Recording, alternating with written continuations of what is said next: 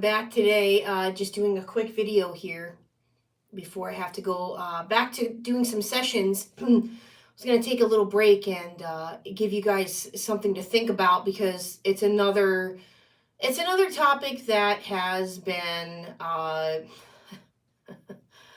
brought around to me and reminding me again just how bad this Operation Evil is, which is what I call this narcissism.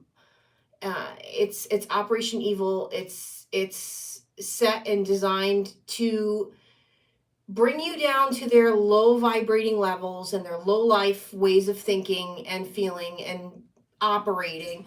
And there's a strategic way in which all of them do this, and they they reel you in the beginning, you guys. They reel you in the beginning, and making it seem like they are this really fun, happy person, and you're gonna get that, and you're gonna have a really good time with them, and it's gonna be a lot. It's gonna be great, you know. And in all actuality, what they're bringing to you in the very beginning is just all caca baloney, and you're gonna find and discover this through time, that their operation is just strategically set to setting you up for failure. You're set up to fail from day one with these people. All right. And so a lot of people are fooled, and they think to themselves, well, you know, they seem really upbeat, fun. Yeah, because they're in the beginning, you guys, they're mirroring your personality. So I want to talk to you today about why they don't actually like good times and fun times and being happy.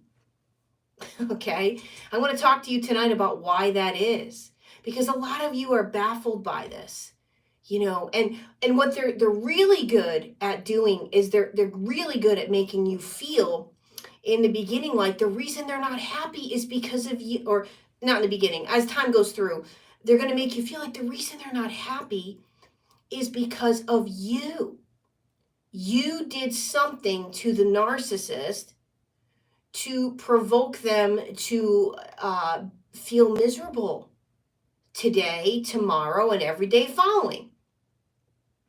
Okay? They got to have somebody to blame. They know that there's something not registering in their brain. They know this. They know that they've done it from people before you to you, and they're going to do it again. They know this. Okay? They know this. So a lot of you get confused. You know, why do I feel as though that this is something I'm doing to them for them to not be happy? What is wrong with me that they can't sustain happiness or peace or solitude or any of those things, tranquility, harmony, those nice things that we as human beings actually experience in our life? How come the narcissist can't experience these things, and yet the narcissist is blaming me for you know, having a rotten time? Now, you're going to notice that the narcissist cannot have a fun time, can't be happy when time goes by. It's usually after the 3-month mark. Sometimes they're really good as coverts, and they can pull this stunt off, you guys, with you for years. Okay, they can pull off this stunt and make off they're just this great person, all right, for years. Yeah. Oh yeah. Exactly what you just said in the comments here. Exactly. They do, and exactly, Yanni Plant. They do hate joy. Joy is not comfortable for a narcissist. So like, what are they going to do? They're going to ruin any moment that's joyous, that's happy, that could potentially be happy. You see, the narcissist has such evil running through their veins. They have evil, and they have hate, and they have fear, and it's all negative emotions: jealousy, rage, addiction. These are all negative places that they have to go. The rage is one that they are dwelling at as often as possible. Sorry guys that I look I'm dressed down today. I I was cleaning up a flood in my basement. Yeah, all last night and today, and had to move my sessions and people around. So thank you for those of you that had to deal with that. Um, let me just go about saying, "Oh, take your grandparents' house." They said it will be fun. They said, "Yeah, yeah." See my cup. I got my cup today. Dominica, you wanted some. You asked for me to make some fart jokes today, and they're not. There's nothing funny, okay, about cleaning up a backed up sewer pipe, okay, because I don't know why. I don't know how it happened, but you guys, it is not. I thought I saw it all when my niece and nephew were born, and I had to change their diapers. Okay. And I'm not going to get into detail for the weak stomach people because listen, I didn't know when you're taking care of a property, the things that you're going to have to see and deal with. Okay, I'll just say that I've hardened as a person in many ways. I can laugh about it now. I'll tell you right now. I wasn't laughing last night. There was a lot of swear words flying out my mouth, and I hope the Lord's forgiven me for that. Oh my God. It's not funny, you guys. I might have to actually get just for those of you that are curious. The plumbing in here is pretty up to date and new, but there's one section of the plumbing that I think needs to be rearranged, and that's where things are getting shoved and hanging out. And yeah, Ronnie and I just put my drum set downstairs, and yeah. It's been a day. Anyway, all right, where was I before I started talking about excrement in my basement? Um Jesus God in heaven help me. Okay. Anyway, that's not a really good fart joke, Dominica, but hopefully you laughed because what else are you gonna do but cry? I thought about it last night. I thought about crying. I'm a germaphobe, so and Ronnie lives an hour. Ronnie lives an hour from here, so until he's here permanently. Ronnie's only here on weekends, so he missed all the fun. Good old dad that lived next door had to get up at 10 o'clock last night to help me. He was not having it. All right. Anyway, let's get back to the subject here. What are we talking about? Yeah. Oh my God. Now, if a narcissist, had to do what I did last night, okay, I'll tell you something. You'd never hear the end of that one. They'd be making you pay for that. Somehow it was your poops that clogged. It would have been you and your poops that clogged the pipe and sewage system. You did it. And they would be telling you that till the cows come home.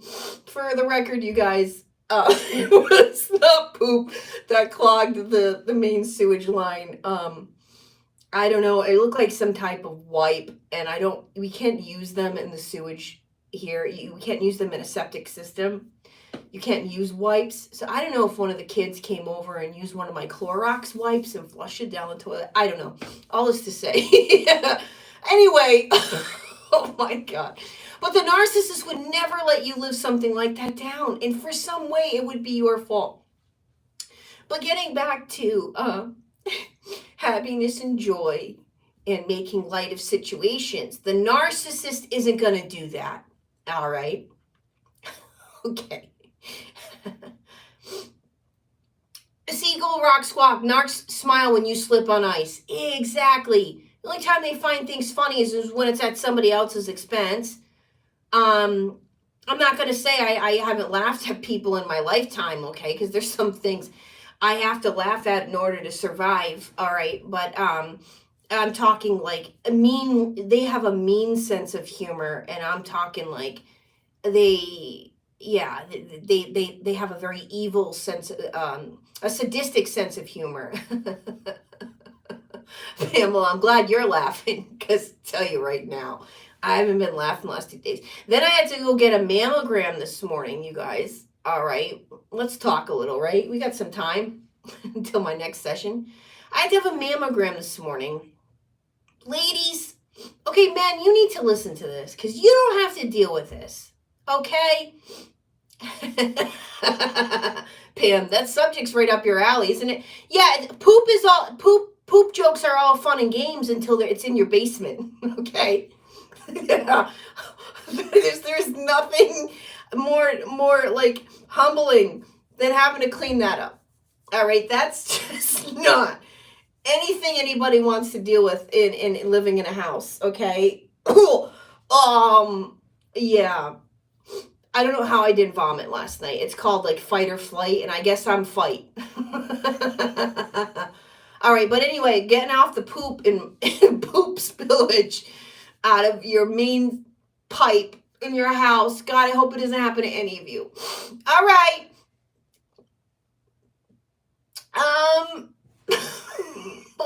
So, anyways, yeah, Heather, I just walked in and we're talking about poop. What else will we be talking about my channel? Narcissists or poop? I mean, that's all that goes on around here. It goes hand in hand, if you notice. I had to get a mammogram this morning. Like I wake up this morning like I really want to be dealing with this today after I'm cleaning, septic, every kind of bodily thing going on that could happen out of my basement last night. I wake up feeling like I didn't sleep at all. And now I got to go down and get my boobs squished in a machine. And, guys, it is not funny as a woman. Like, as a woman with any woman can get breast cancer. But in particular, when you have, not to get into it, but like, with my family history and we've always had, well endowed, and you got to deal with things with that. And I go in there this morning, and first of all, my doctor, who's a moron, okay, and I'm trying to get another doctor around here, okay, and all the doctors that have been recommended to me around this area, these parts of the world, they're all not taking new patients. So good for me, right? Yeah, narkies aren't going to like this topic. Narkies already got off the conversation because we were laughing tonight. So we're talking about how they don't like fun. They're already disgusted. I know that people that don't find poop jokes funny, we're never going to be friends. And it kind of shows me like that they're a little bit narky. Now, you might not think poop is funny. It certainly wasn't last night. But, I always can sort of gauge when people have toilet humor that we're going to get along just fine. As I never got over it since I was 3. Anyway, Druid W, why did the Scarecrow get an award? It was outstanding in its field. I told you it was dumb.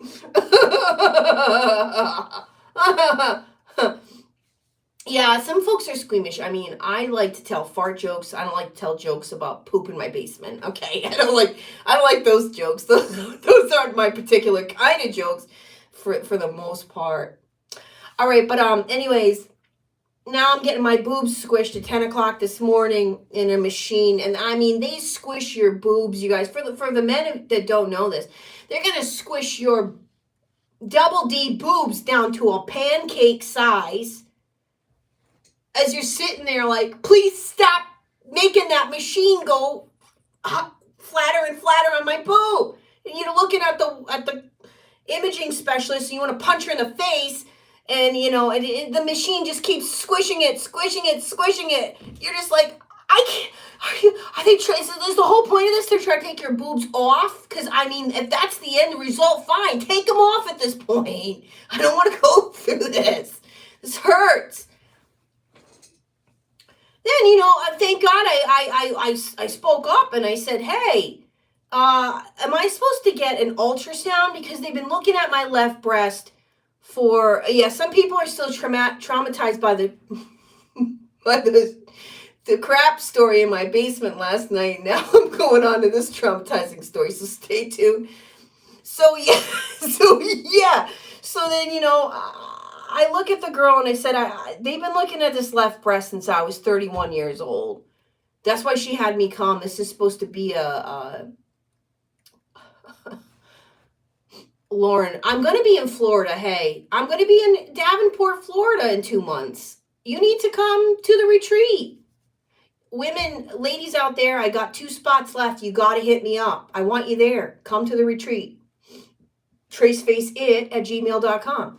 Okay, so anyway, going back to my boobs getting squished, I said to the imaging specialist today, or whatever you call them, I said, hey, I'm supposed to get a sonogram on this left boob here. You guys have been looking at it for 10 years, over 10 years.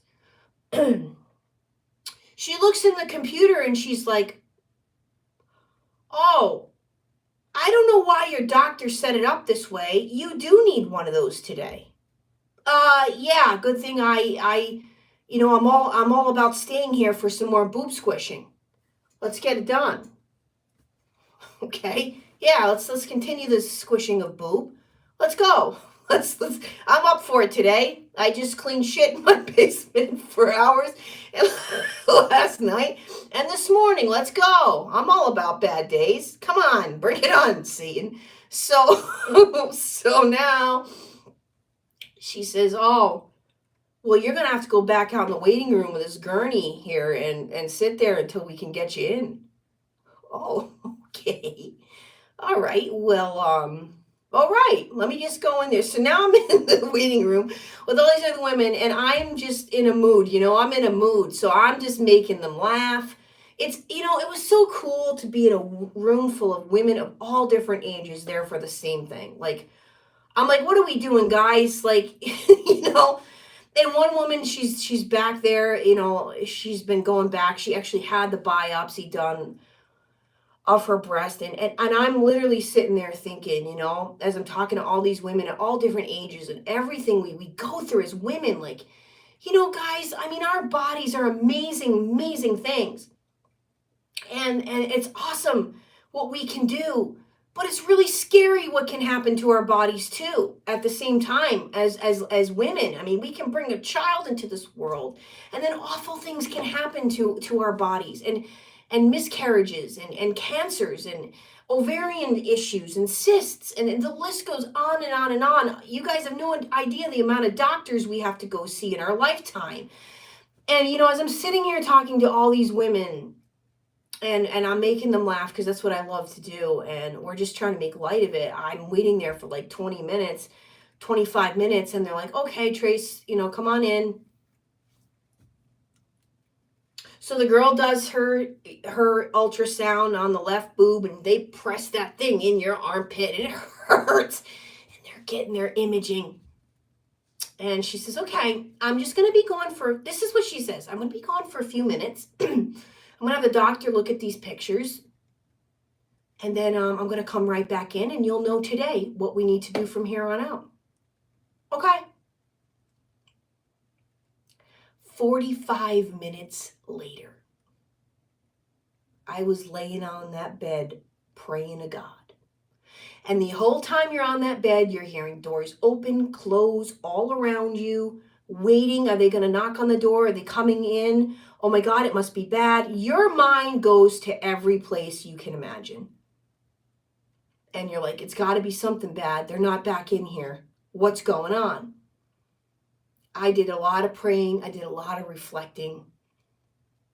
I was literally praying to God, I'll go home and juice. I'll juice the rest of my life if you just let me out of here. I don't want to get a biopsy. And I'm thinking about my clients who right now literally are taking on cancer. They are taking on this battle. And I was thinking of them. And I was praying for them. And I was saying, oh, it's going to be, it's my turn. They've been looking at this breast for over 10 years. It's my turn. And all of a sudden, as I'm going through everything and I'm thinking about a lot of things. I mean, I'm talking a moment like, 45 minutes like that, you're sitting in a room not knowing what's going to happen next. You're thinking about a lot of things. And the door, then she knocks on the door. She comes in all frantic. So I get up off the bed all frantic. And we're looking at each other. And I'm looking at her. And she's like, I am so sorry. It is so crazy in there. We didn't have you scheduled because your doctor didn't put the order in right. And anyway, she goes like this, anyway. And I'm looking at her like I'm on The Voice. Like, did I win? And, and she's like, and I'm looking at her, and she's like, everything is normal. Everything's normal. We don't have to take any more images or schedule you for a biopsy. It looks normal. I was like taking that gurney off right in front of her, putting my sweatshirt on, get the hell out of there. I mean, I was just like, I am out of here. Like get me the heck out of here. And I walked out of the hospital and tears were flowing down my face, like, because it's just, you guys don't understand as a woman what you deal with and the pressures. And I know so many women, you guys, that have had miscarriages and they blame themselves. And the statistics of miscarriages with a woman, it's natural, it's normal to have a miscarriage. And yet they'll do this thing and they will blame themselves. Oh, I wasn't eating right. I wasn't doing the right things. And I know people that listen, if you were to be a fly on their wall, they're the healthiest person you would ever meet, ever know. And they'll blame themselves. And it's a crazy world we're living in. And I just want to say this, after having that experience again today, because I've gone through this before, but never had to sit in a room for 45 minutes and think about my life. I want to say to those of you that are going through this, I thought of all the emotions that were to follow.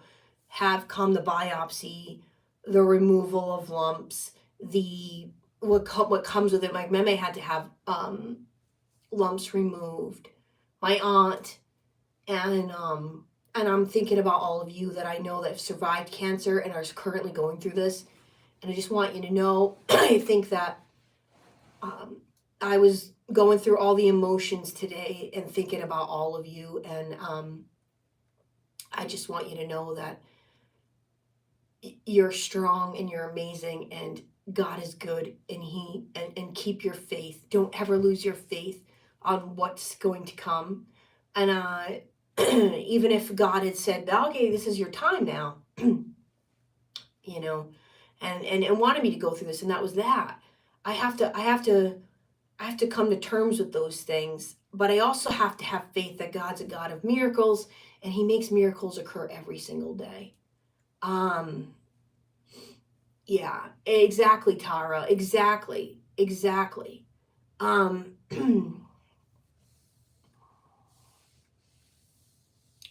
Yeah, I mean, that's the thing, guys. Hi, Kay is here in the room with us. Narcissist Talks with Kay, who came on my channel. Thanks for being here. So, yeah, to finish off this video, I know I went into my personal day with all of you. It turned around into poop and squishing of boobs. Good things, right? This is all part of life. So, getting back to the narcissist attitude and personality, they are one of a kind. They are absolutely one of a kind. And they are not going to sustain fun times or happy times. As a matter of fact, if it's your honeymoon, if it is your birthday, if it is Christmas, if it's something like an awards show that you go to because this is about you that night, or you're receiving something, or you have a recital, or it's something you worked really hard at and you're going to get recognized. Any of these times, nights, they are going to ruin. purposely, they are going to ruin it. Why? Because it's not about them. And everything has to be centered around them. Everything has to somehow be about them. You got that reward because they were in your life. You started that business because them. Couldn't be because of your own brain or your own knowledge or your own gifts or your own talents. No.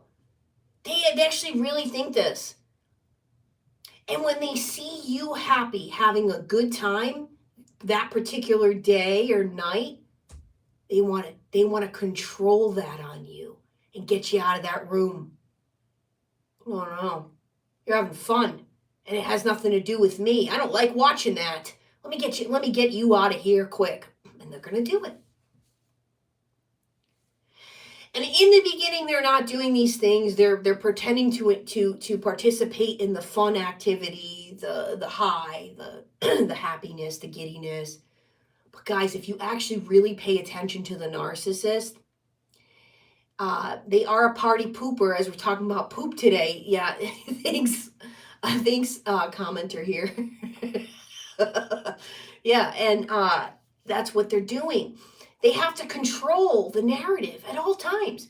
So the whole purpose of what they're trying to do is they're trying to control what they're trying to control. It goes along how scion of what we're talking about. They got to control your emotions. They like to be the puppet master over all your emotions that you're feeling. So if you're crying over, a cancer scare, they're actually going to get mad at you. Why? Because it's not about them. If you're excited and overjoyous about getting a promotion, watch their face. Because they think to themselves, well, how come I didn't get a promotion? It always goes back to them. Or they say, oh crap, this is going to build up her self-esteem. I don't like that. So I gotta somehow hurt them. I gotta hurt them because they just told me this information. I was laughing so hard I'm coughing now. So if you notice too that the times that you are happy, watch how fast they're going to try to make that turnaround for you. It happened like clockwork with my ex-narcissist. I even had one ex-narc, no word of a lie, not even making this up, narc number 2. He sat there. I'll never forget this. We had a show. It was about a 45-minute drive away from where we lived in the city of Providence. And we're driving home in his Suburban, and he's had his drinks. So he's on, he's talking nonstop, incessantly talking. Blah, blah, blah, blah, blah, blah, blah, blah, blah, blah, blah. And the show was like really good. It was a good show. It was a very positive, highlighting show for my brother and I's career. And thank you for your comment, Holly Scion. I'm happy I found a good man too. It only took almost 42 years. But yeah, I don't even know how to deal with it sometimes because I'm not used to being treated right. It's so much to share with you guys about that and all the emotions that come with that when you've been treated like crap for so many years. And deep down that you shouldn't be treated that way. And yeah, so much to say about that. But I can remember that lunatic, he continued to talk and talk and talk and talk and talk. And I was not even listening to a word he was saying. And I said to myself, let me take out my phone and pretend I'm writing something else and see if he stops, and realizing like I don't have the capacity to listen to the same stories you've told me now umpteen times. I don't need to hear the same story that you've repeated to me umpteen times. Oh my God, the more I ignored him, the more he continued it. And he just wouldn't You couldn't get a word in edgewise even if you tried. It just was all about, I realized it was all about control and putting the attention on him. He would also do this thing where, like, if I needed to get going and I needed to be somewhere, he didn't like that because it wasn't about him. So he would stall. He'd take extra time getting ready. He'd be, he always in the bathroom with his phone because it wasn't about him and he didn't like it. And watch these people. They get uncomfortable when the spotlight is on you. They get uncomfortable. Oh, I did that once, or it was, and I did that, and one time I did that, and then I did that, and then we did that, and then I was really good. And you're just like, will you calm down? This is not about you, and it's so obnoxious, and he just didn't care. And he knew, I knew that he knew I wasn't engaging. I wasn't bothering. I've heard the same story umpteen times. It's enough. It's obnoxious. And he just could not. He wouldn't. So all this to say, a lot of them can pretend, guys, that they are on board and that they want what's best for you and that they love you so much. No, you're like a necklace to these people that they wear, that they can pick up and put on them. Oh, look at everyone. Look at my necklace. Oh, isn't this necklace so pretty and precious? Oh, yeah, I like fart jokes too. Yeah, all of a sudden you're with them for a few years and, you're making fart jokes and they'll look at you and they'll be like, how dare you laugh? How dare you're happy every day? How dare you wake up every day and choose your attitude and choose happiness? How dare you? They hate you. Don't ever forget that.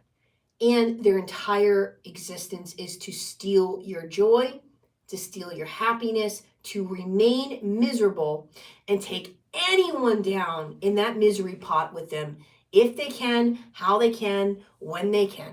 So don't ever forget it. And you are never, guys, I want to remind you of one other thing before I got to get off and go to sessions. You're never going to make that stop. You have to understand that you are not the narcissist puppet master. You're not going to come in their life and be such a wonderful person and love them more and more that they're going to change for you. You got to understand the better of a person you are, the more that they're going to hate you. That's just the name of the game. And so there's no trying more, helping more, being there for them more, being more understanding. And as a matter of fact, the more you do any of those things, the worse it's going to get for you. Because they are self-absorbed, self-consumed buffoons who are never going to get it. They don't want to, and they enjoy bringing good people down. And that's just the end of it. So just remember this. You are not God that's going to come in and change a narcissist. They have chosen this spirit of pride, arrogance, self-destruction, lousy behavior. They've chosen this a long, long time ago. And it's up to them on their own with no other human influence around them to make a change and to fix their lives. But we don't hear about it. No, because they're leeching on to more and more humans to gather all their blood, if they're vampires, all their energy.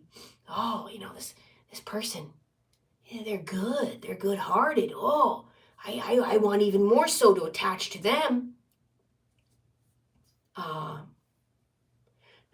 Nope, Kay, I've never heard of it. The only person I've ever heard say that they were a narcissist at one point is Stephen Bancars, and we haven't heard from Stephen in years. And I don't just know if he's done with the social media thing and the influencer thing, because it can be very, as we know, it can be very overwhelming in itself for many reasons. the last he put out was probably about 2 years ago, that he was having issues with lust, and he hasn't put out any more content since. So I pray for him. I hope he's all right. I learned a lot from him, but I don't know if he's really changed.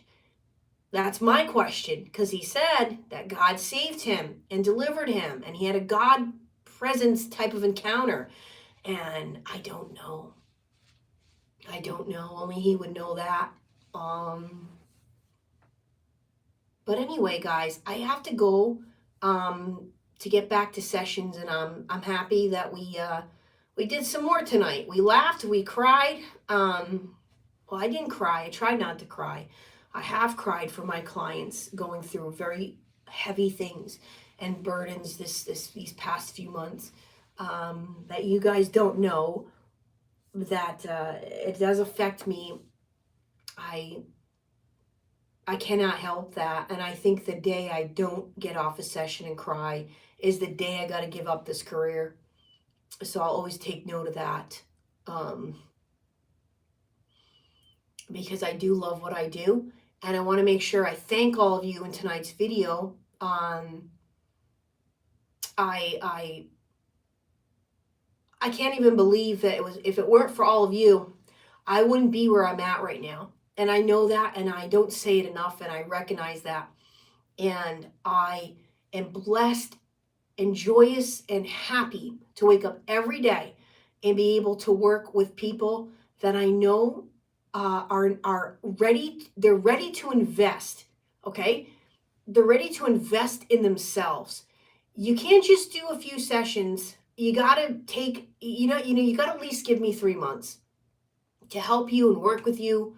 Some people, they just want to do one session and they want to say, okay, I figured out they're a narc, but they're not ready yet to leave. And I encourage the ones that are really thinking about it, let me work with you so I can help you and help you get to that place that you know you need to leave, and you do it.